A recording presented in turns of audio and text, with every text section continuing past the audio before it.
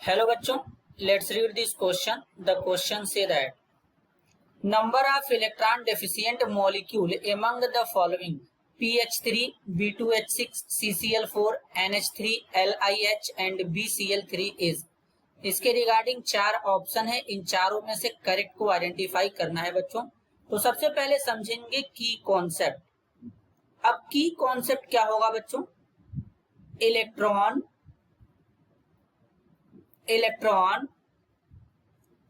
Deficient molecule. अब electron deficient molecule को कैसे पहचानेंगे? तो इनको पहचानने का सबसे आसान तरीका होता है बच्चों कि सेंट्रल एटम जो होता है उसके वैलेंस शेल में इलेक्ट्रॉन चेक करेंगे। अगर इलेक्ट्रॉन 8 से कम हुआ तो वो इलेक्ट्रॉन डेफिशिएंट है, अगर इलेक्ट्रॉन 8 से ज्यादा हुआ तो इलेक्ट्रॉन रिच है। तो जैसे कि PH3 में फास्फोरस जो होता है, फास्फोरस का एटॉमिक नंबर 15 होता है। यही तो यहाँ पे सेंट्रल एटम है बच्चों।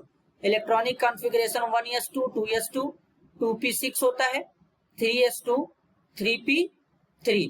वैलेंस इलेक्ट्रॉन 5 है। फास्फोरस हाइड्रोजन के साथ में इस तरीके से 3 बॉन्ड बनाया है, तो इसके पास एक लोन पेयर भी तो होगा बच्चों।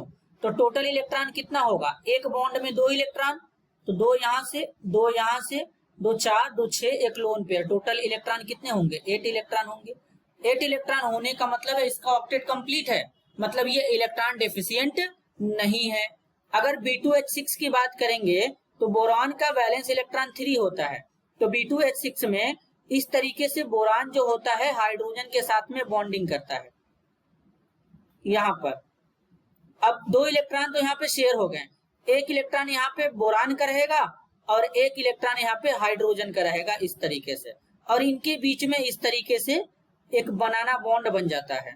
एक हाइड्रोजन बोरान का रहेगा, एक इलेक्ट्रॉन बोरान का, दूसरा इलेक्ट्रॉन हाइड्रोजन का, और इस तरीके से इनके बीच में बनाना बॉन्डिंग हो जाता है। तो तब भी अगर हम यहाँ पर देखें तो यहाँ पर 3 सेंटर है, एक सेंटर है, 2 सेंटर है, 3 सेंटर है, और 3 सेंटर के बीच में केवल 2 इलेक्ट्रॉन है बच्चों।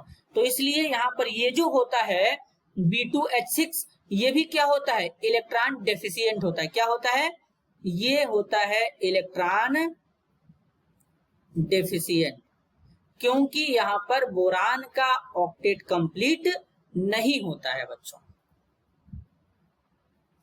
अब बात करेंगे CCl4 में। तो CCl4 में कार्बन के साथ में 4 क्लोरीन इस तरीके से लग जाएंगे। कार्बन का वैलेंसी कितना होता है? 4 होता है।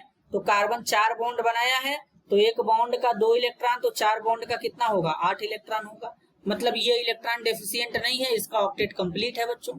अगर अमोनिया की बात करेंगे तो नाइट्रोजन का वैलेंस इलेक्ट्रॉन 5 होता है, 3 बॉन्ड बनाया है, एक लोन पेयर है यहाँ पे, तो इसलिए 3 बॉन्ड के 6 इलेक्ट्रॉन, एक लोन पेयर 8 इलेक्ट्रॉन इसके पास भी है, नाइट्रोजन के पास यहाँ पे भी।